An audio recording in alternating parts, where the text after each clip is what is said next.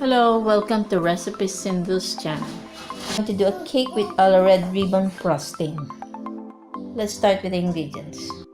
For the cake, we'll be needing 4 eggs, 3/4 cup oil, 1 teaspoon salt, 2 teaspoon espresso powder or coffee, 2 teaspoon baking soda, 1 cup all-purpose flour, 1 3/4 cup sugar, 1/2 cup cocoa powder, 2 tablespoons cornstarch, and 1 cup water. Now let's bake a cake.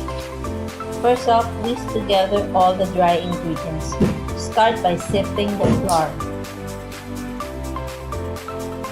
And then add the baking soda, espresso powder, cornstarch, and the cocoa powder, and then mix.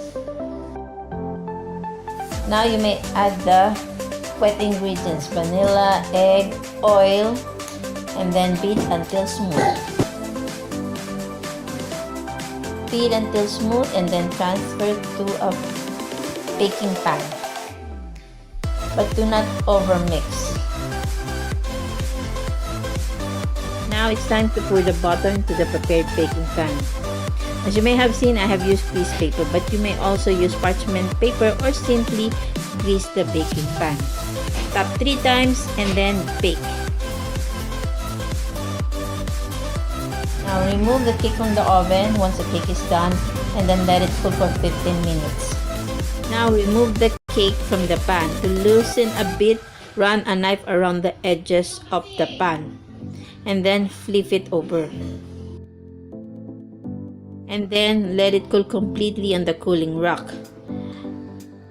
Now here's a tip. To check if the cake is done, simply insert a toothpick on the middle of the cake. If it comes out clean, the cake is done. Set aside the cake and prepare the frosting. For the frosting, we'll be needing 1 tall can evaporated milk, 1 cup sugar, 1/2 cocoa powder, 5 to 8 tablespoons cornstarch, and butter. To make the frosting, simply combine all the ingredients into the pot. But do not turn on the heat yet, except the butter. Do not add the butter. Now stir a bit and then turn on the heat. Now stir continuously.